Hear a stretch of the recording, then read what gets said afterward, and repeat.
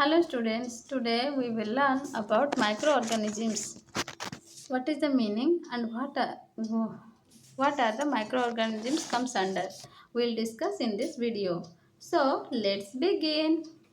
So microbiology, micros means small and bios means life, is the science of small or macroscopic organisms. The most important microorganisms relevant to biotechnology include bacteria, fungi, virus, etc. Microorganisms are very widely distributed and are found almost everywhere in the nature. In general, the conditions of their growth and multiplication, that is in food and temperature and moisture, are similar to that of the humans. Hence, they are most abundantly present at places where people live. Now, let's know about bacteria. Bacteriology, the study of bacteria, forms a major part of microbiology. The population of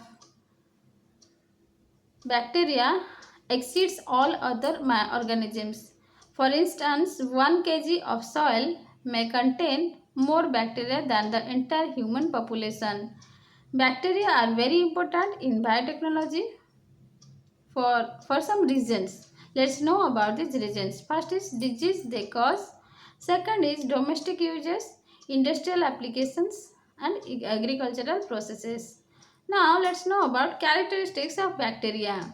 Bacteria are prokaryotic unicellular organisms. They lack organized nucleus but possess a rigid cell wall comparable to found comparatively to that found in plants. The average size of the bacterium is around 2 micrometer. The bacteria may be spherical, rod-like, spiral, coiled, or filament-like. Now let's know about gram-positive and gram-negative bacteria. There are two types of bacteria. First is gram-negative and first is gram-positive and second is gram-positive bacteria. Let's know about this. Based on the response of Gram is a scientist. He discovered a strain that is named as Gram strain. The bacteria are grouped as gram positive or gram negative by gram strain. Several distinguishing features of bacteria can be identified. For instance, gram-positive bacteria possess single-layered cell wall, while gram-negative bacteria have a double-layered one. Now, let's know about aerobic and anaerobic facultative bacteria. On the basis of respiration, that is response to oxygen, the bacteria are grouped into three categories. First is aerobic bacteria, second is anaerobic bacteria, third is facultative bacteria. Let's know about these types of bacteria. First is aerobic bacteria. These bacteria requires oxygen for their growth. That is example Pseudomonas species and Mycobacterium species. Second is anaerobic bacteria. These bacteria do not require oxygen to obtain energy and to grow. In fact, the presence of oxygen is toxic to them. Example, Peptococcus species. Now let's know about the third type of bacteria, that is facultative bacteria. The bacteria that can grow in both aerobic and anaerobic conditions are regarded as facultative bacteria. Example, Shigella species and Salmonella species. Now let's know about natural aspects of bacteria. Based on their nutrition, the bacteria are categorized as autotrophic or heterotrophic. Now let's know about autotrophic bacteria. These bacteria are capable of synthesizing their own food from inorganic substances. They are comparable to higher plants in this aspect. Autotrophic bacteria utilizes different hydrogen compounds, not water, as the case of higher plants. Okay, so these include hydrogen, ammonia, hydrogen sulfide, and methane methane gas. So let's know about the examples. Hydrogenomonas species and nitrosomonas species and methanomonas species. Second is heterotrophic bacteria. Let's know about this. This type of bacteria cannot synthesize their own food and their and are therefore dependent on the outside sources. Heterotrophs are of two types. First is sporophytes and parasites. Sporophytes, what do you mean by sporophytes? Sporophytes obtain their own food. Sporophytes obtain their food from sources of animal or plant origin. These include organic remains like corpus, corpus, corpuses, animal excreta, meats, fruits, and various other products of plant and animal origin. Saprophytes secrete digestive enzymes that break the complex organic molecules into simpler and easily absorbable forms. These heterotrophic bacteria are useful for the disposal of sewage, cleaning of leather, and manufacture of certain compounds. Alcohols, organic acids, these are the manufacturing we can manufacture. So saprophytes can also spoil foods and damage soils by denitrification. Now let's know about parasites. Parasites are the bacteria that obtain their food from living organisms, namely the host, and they may be either harmless, that means non-pathogenic, or harmful, that is pathogenic to the host. E. coli is a good example of non-pathogenic bacteria which has a symbiotic relationship in the human intestine. The pathogenic bacteria may cause serious diseases either by destroying the host cells or releasing toxins, example Clostridium tetani. Now let's know about the importance of bacteria. Bacteria play a very important crucial role in the continuous sustenance of life on earth. They are both friends and enemies of humans. Bacteria are important due to the disease they cause, industrial and agricultural applications. Now let's know about diseases caused by bacteria. The bacteria poses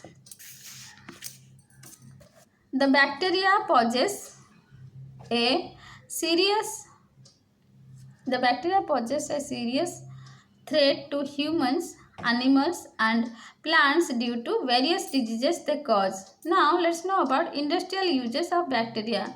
An important aspect of biotechnology is the industrial use of bacteria for the production of several compounds. Traditionally, bacteria are in use for the preparation of curd, vinegar, pickles, curing tea, and tobacco leaves. In recent years, large-scale production of amino acids, organic solvents, vitamins and antibiotics is being carried out by employing bacteria. Bacteria play a significant role in the decay and disposal of dead plants and animals. Appropriate sewage disposal requires bacteria. Bacteria are also needed for the disposal of animal dung and human excreta. Now let's know about agricultural applications of bacteria. Nitrogen fixation by converting free nitrogen into nitrogenous compounds is very important in the agriculture. This is exclusively carried out by symbiotic nitrogen fixing bacteria. In addition, nitrifying bacteria, that is convert ammonia to nitrates, and ammonifying bacteria, that is convert to amino acids to ammonia, also contribute to agricultural practices. Now let's know about control of pathogenic bacteria. Bacteria cause several diseases. There are different approaches to control pathogenic bacteria.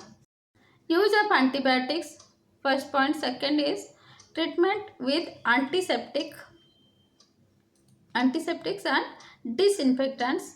Third is sterilization and autoclaving.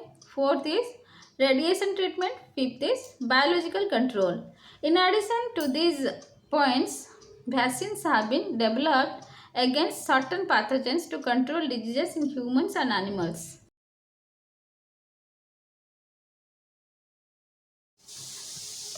Now let's study about fungi.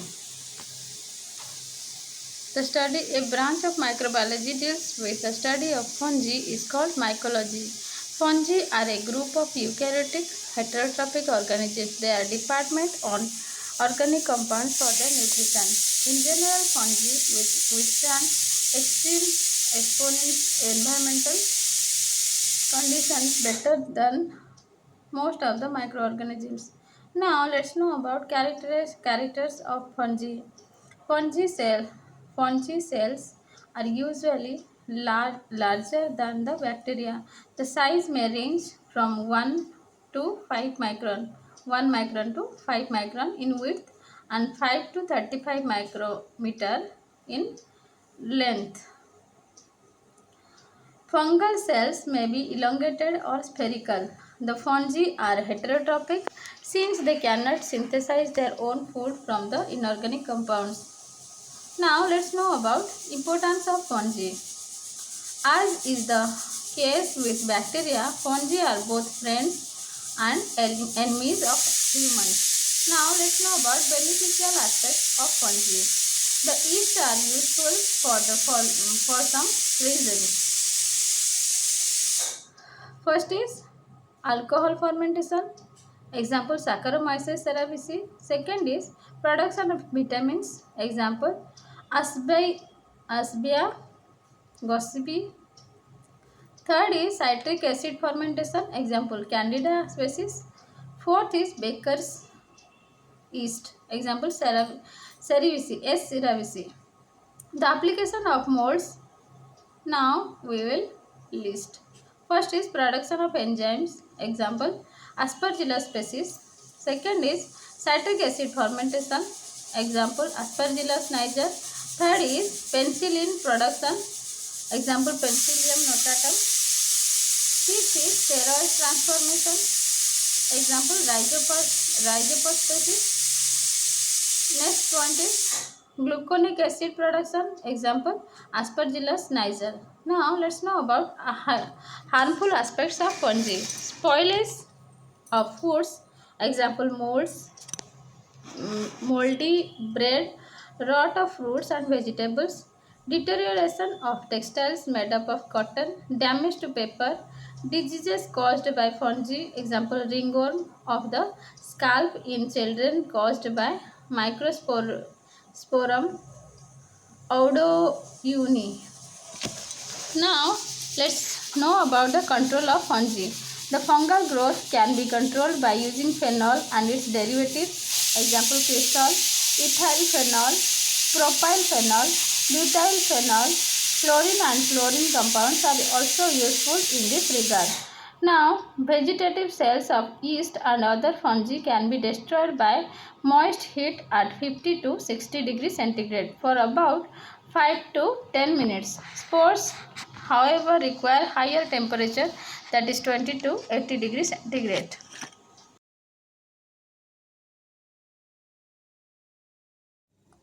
Now let's know about viruses.